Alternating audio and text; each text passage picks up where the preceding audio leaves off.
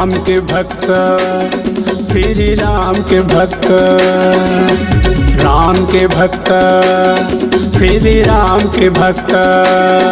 हम लोग कहते दीदी वो श्री राम के भक्त, हम लोग कहते दीदी वो श्री राम के भक्त। राम के भक्त, श्री राम के भक्त, राम के भक्त, श्री राम के भक्त।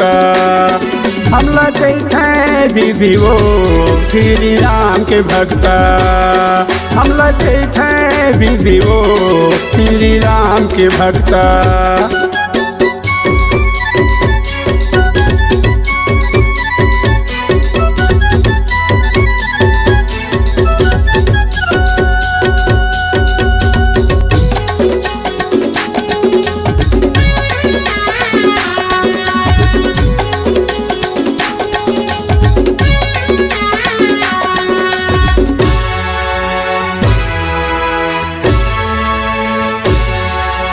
राम धरे हे धनुष बाण, हनुमान धरे हे गदा, वो हनुमान धरे हे गदा। हमर से जो पंगल ही देखर देखा दे बो दजला, हमर से जो पंगल ही देखर देखा दे बो दजला।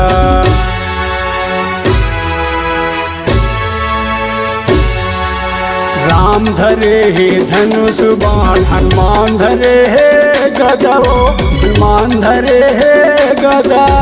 हमर से जो पंगल ही देखर देखा दे बो दजला, हमर से जो पंगल ही देखर देखा दे बो दजला। हम लोग कहते दीदी वो श्री राम के भक्त, हम लोग कहते दीदी वो श्री राम के भक्त।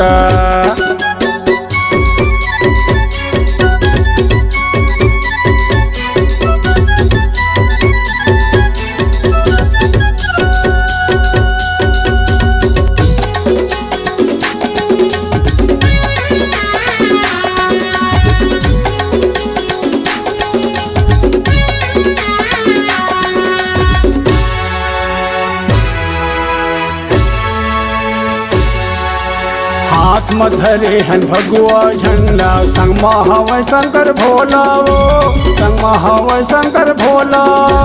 हमर से जो टकराही देखर नहीं बाचे चोला, हमर से जो टकराही देखर नहीं बाचे चोला।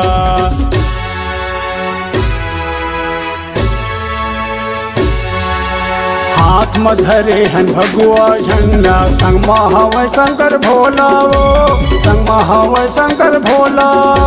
हमर से जो टकराही देखर नहीं बाचे चोला, हमर से जो टकराही देखर नहीं बाचे चोला। हम लोग कहते दीदी वो श्री राम के भक्त, हम लोग कहते भैया गा हनुमान के भक्त। राम के भक्त, श्री राम के भक्त, राम के भक्त, श्री राम के भक्त।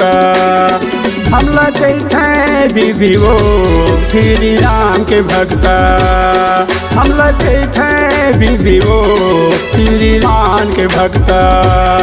हम लोग कहते दीदी वो श्री राम के भक्त, हम लोग कहते भैया गा हनुमान के भक्त।